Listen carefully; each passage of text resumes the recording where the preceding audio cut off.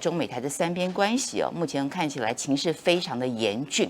严峻这2个字呢，不是我说的，而是台湾防务部门的这个最高部长，最高负责人、最高部长这个邱国正讲的。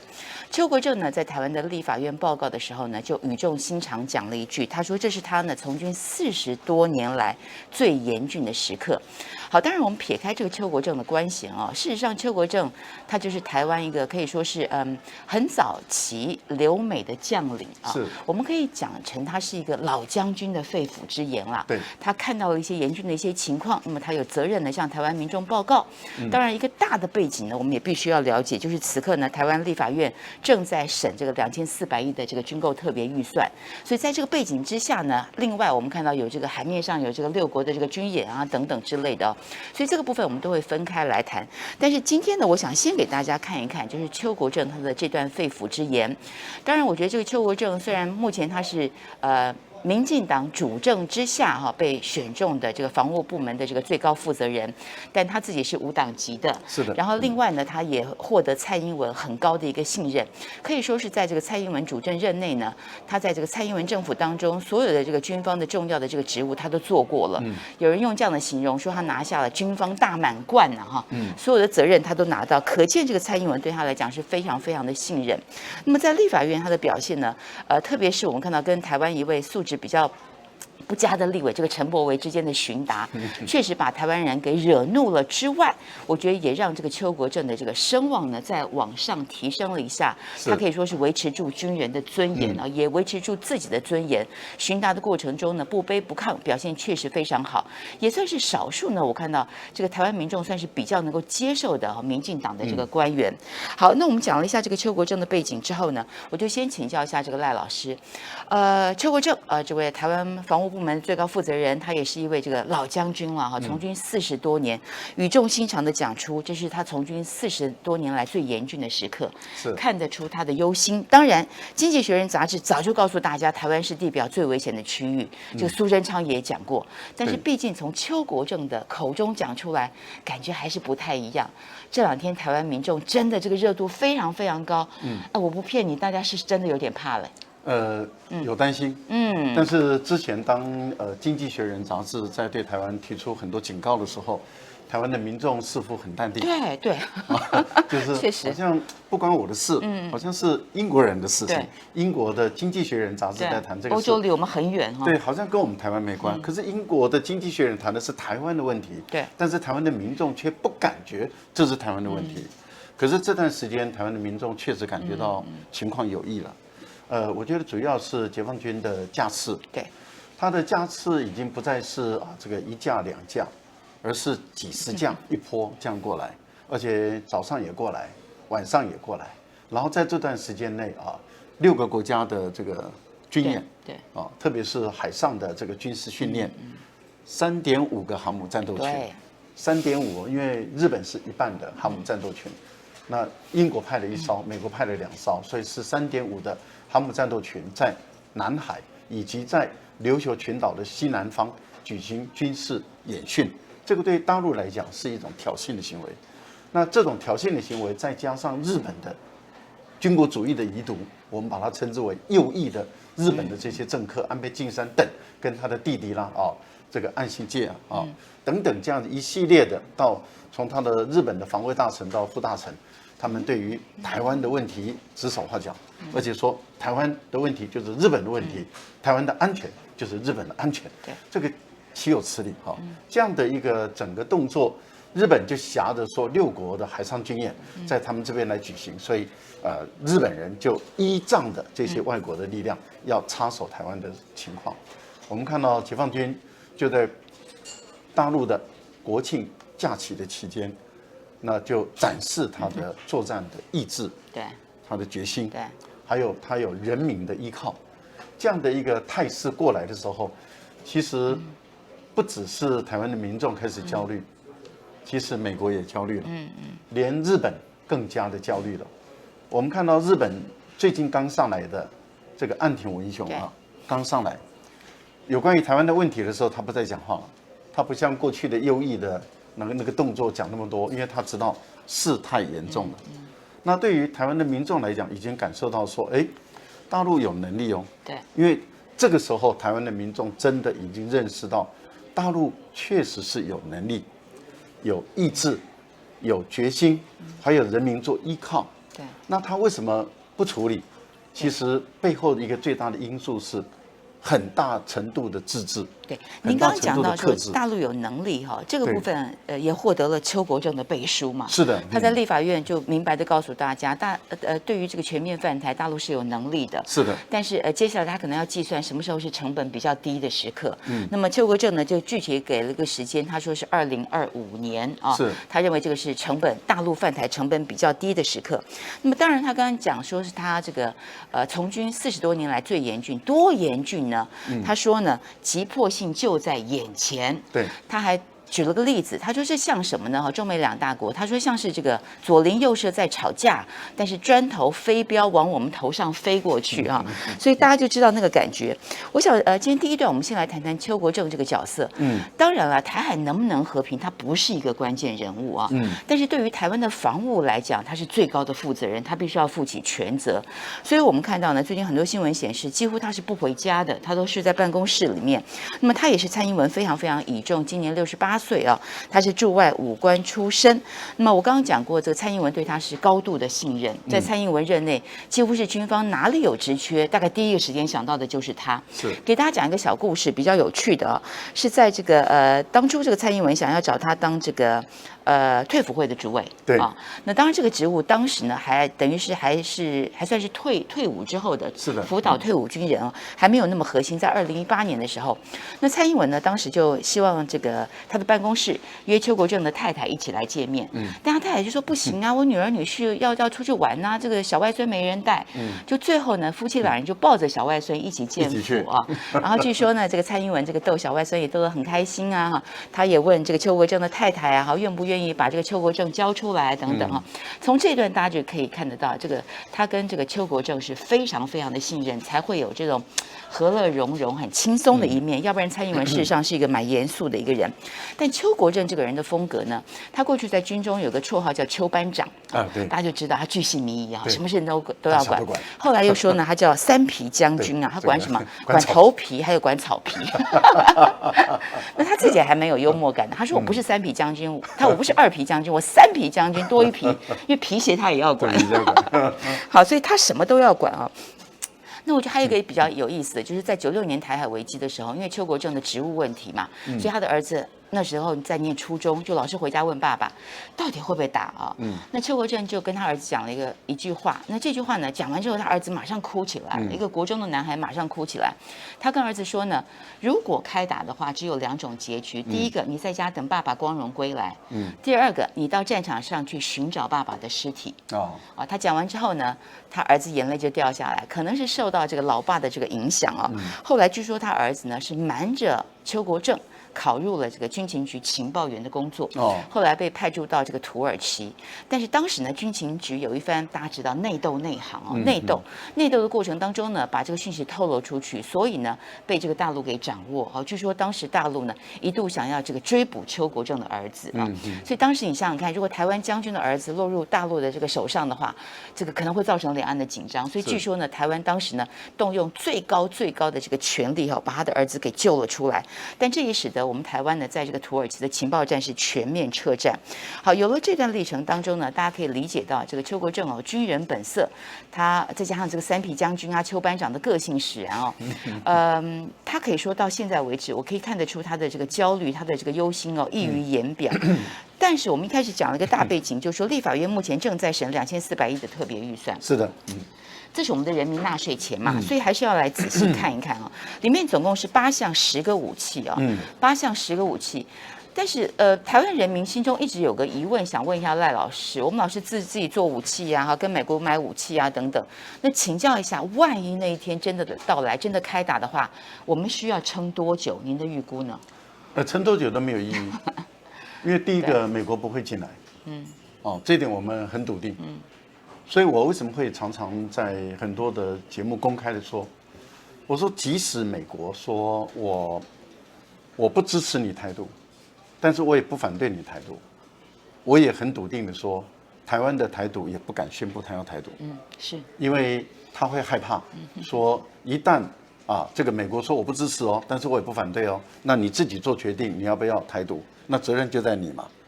那我为什么会说台湾的台独也不敢说他要支持他要宣布就台独，因为他知道他一旦宣布，两岸就一定打起来，两岸就一定打起来，那美国会不会介入？还有美国介入有没有效？这个对于台独来讲的话，他们是考虑的2层问题，大部分他们是认为说美国根本不敢介入，也不会介入。好，那我就又再把问题提升了。我说美国就说我支持你台独，那你敢不敢宣布台独？是啊，我说台独还是不敢宣布台独，因为他知道一旦他宣布了，美国说支持，两岸也一定会打起来。为什么？因为大陆不会因为这样就害怕了，是，然后就让你独立了，因为不可能的事情，14亿人民的意志，红线嘛，对不对？那是一条最底的红线，所以就一定打起来。可是，一旦打起来，战场一定是在台海，在台湾本土。一旦在台海，在台湾本土，我就问一个问题：你刚刚为什么问我说台湾要坚持多久？我说坚持多久没用，我讲一个简单的道理，观众朋友就懂。各位，你想想看，假设我们说美国要介入了，对，美国要介入台海的战争，美国有几种方法介入，那当然它的兵力要投入嘛，对不对？好，那兵力投入，我们就先问，一定是海空军的兵力先投入，因为陆军，美国的我现在讲是美国了哈，美国的陆军不敢在第一时间投入嘛，所以美国一定是海空军直接先介入这个战区，也就是在台湾附近海域的战区。是。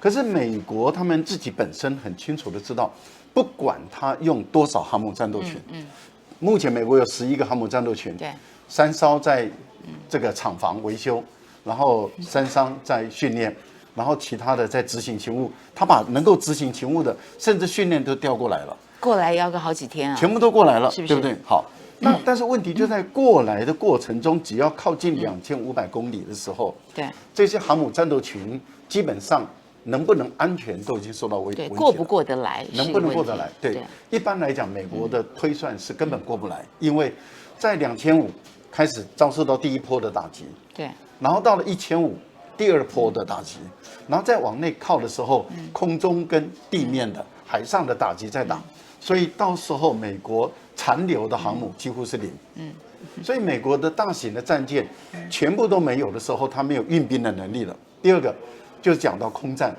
那美国能够起飞的基地，要不就是琉球群岛的，对不对？普天间的基地，要不就是菲律宾的，然后要不就是你要到关岛的。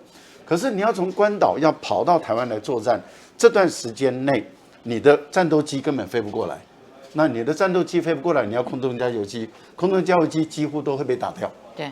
然后再来，我们就讲那菲律宾在战争的时候，他就不会让你使用他的军事基地。是。那接着，那最后只剩下日本的军事基地。可是日本的军事基地就因为靠近大陆太近，所以如果你美国要使用日本的军事基地作为介入台海的战争，那军事基地的源头，也就是我们讲的武器的源头，就是普天间的军事基地，就在中国大陆的攻击的范围内了。那所以中国大陆可以在第一时间内把你的这些机场的设施全部都炸毁。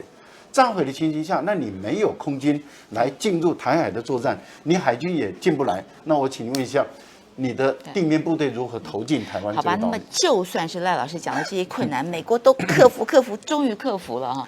但是当然，他还有接下来这个跟中国大陆，我们看到一些这个对峙啊、武力啊等等直接接触等等。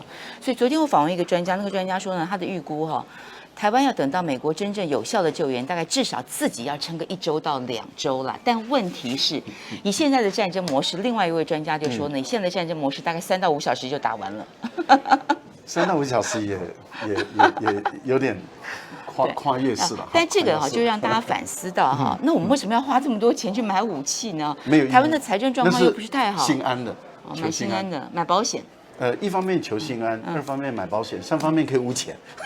可以。其实我觉得污钱是最重要的啊，因为买心安的我们都知道那是骗人的嘛，对，买保险那是可笑的嘛。那所以唯一踏踏实实的，好，唯一踏踏实实的，其实就是贪污了。从这个方面里面抽取一些油水。那好，美国赖老师讲到了重点哈，贪污哈，看不看得出来呢？这次2400亿特别预算哈，主要是放在这个自产的武器部分。我们看到比例来讲呢，它的反舰飞弹占比是最高的，大概高达6%啊。另外，无人攻击载具系统占比大概有1%8左右哦。但里面呢，特别被单拉出来讲的是很有意思的沱江舰呢。沱江舰在这一次我们看到预算当中呢，它的单价哈暴增了大概有8.2亿呀。那这是一件很奇怪的事情啊！没有多久的时间，竟然沱江舰就是沱江舰嘛，哈，它是怎样？现在镀金了吗？啊，突然之间一艘呢暴增了8.2亿，而且呢，过去3艘，现在这次呢说要建11艘。那过去说实话，这个民进党在说服这个在野党要去跟美国买武器的时候，都说要多买一点，因为多买一点可以打点折嘛，多买一点会比较便宜嘛。但这次奇怪啊，3艘变成11艘，它的金额反而更贵，这不合理，不是吗？对，非常不合理，而且呢，沱江舰是一个没有用的东西。我们已经讲，我在节目里面不知道讲了多少遍。当初在推沱江舰的那些海军的人，我说你们是头脑昏了，要不就是想方设法要在里面来弄钱。为什么我会这么说？沱江舰它是仿照美国的这个平海战斗舰，对，它是仿照美国，可是美国的平海战斗舰是大的，沱江舰是很小的。因为沱江舰是双船体，双船体就是底下2个凹形的这种。那平海战斗舰是3个，所以它很大。可是美国已经证明了平海战斗舰是一个错误的设计，所以他们不再生产了。也就是说我生产的我就用了，但是我已经不再生产了。为什么？因为那是一个错误的设计。原因很简单，第一个平海嘛，所以只能够近海作战，所以它不能远距离作战。第二个，它的速度很快。例如说，它每1小时可以跑到90公里，那很快嘛，对不对？可是没有意义啊，因为飞弹更快，就是空中的反舰飞弹跟地上的反舰飞弹跟船上的反舰飞弹，它的速度你跑了100公里也没用，连飞机都可以打下来。也就是说，连在空中飞的这个飞机时速可以超音速的都可以打下来，那更何况一个只能跑90公里到100公里的这种船，它的速度没有意义的，所以是可以打下来。好，那我们一般来讲，战舰啊，为什么叫战舰啊？这个战舰有一个兵器学的原理，就是说，以前最早古代的时候啊，这些战舰是用木头做的，船是用木头做的。后来开始有炮弹以后，这个那个炮弹可以把木头击破，所以后来就包了一个铁壳。那这个就跟坦克一样，就是说我们包了一个铁壳，就让它没办法攻。因此后来的战舰，你看钢板都要烧得很大，钢板都烧得很硬很厚，然后让炮弹就是让导弹不容易说我一枚就把你击沉。因此它要有耐攻击的能力。越大的船，越昂贵的船，它的耐攻击的能力要越强，像航母啊。好，可是平海战斗舰，它因为要讲求速度，所以它不能重。当它要讲求速度，它不能重的情形下的时候，它不耐击。也就是说，它只要被发现、被打到，它几乎都要沉下去。那沱江舰比平海战斗舰更轻、更小，钢板更薄，所以它只要被发现、被打到，它就几乎就是沉下去。因此，我才会一直说，它是一个没有用的东西，因为没有人会这样做的。好，但是台湾就是都模仿美国，而且格局比较小。那美国已经不量产了，结果台湾反量产，你说怪不怪？对，而且我们这次还要大做，增加到11艘，哎，对，而且还更贵。每艘价格一下子突然增加了8.2亿，就算是这个物价通膨指数放进去也没有这么多嘛。可是问题就在于中国大陆已经有歼16D了，也就是说它是一个电战机，它可以让你的雷达、让你的通信系统、让你的数据链去瓦解的。那请问你买的这个船，你只要被发现了，你的反飞弹系统或者反舰系统，你说我跑得很快，可是你还没用的时候，你已经在空中被打下来了。所以我个人是觉得说，海军的造舰的概念是错误的，但是他们全盘的学美国。可是问题就在于，为什么从3艘到11艘，您刚刚谈的，那为什么价格不降反身呢？赖老师，我想我们今天谈的这些问题哦，这个邱国正他是内行人，他在军旅生涯40多年，他应该都知道啊。是的。但是大家也知道，这个台湾的军购啊，或者说这个自产武器啊，这个金额庞大，这向来也不是他一个人能够决定的啊。是。各方的势力角逐，过去在台湾闹出了很大的弊案，不管是国民党还有民进党期间都有哦。那其实我觉得今天我们看到一个这个老将军的身份出来这个喊话，大家心里面看了是有点紧张，是有点担心。其实我觉得也还蛮同情他的哦。因为这个和平的责任跟权利都不在他手上，对，都不在他手上。那在谁的手上呢？在这个蔡英文的手上啊。是的。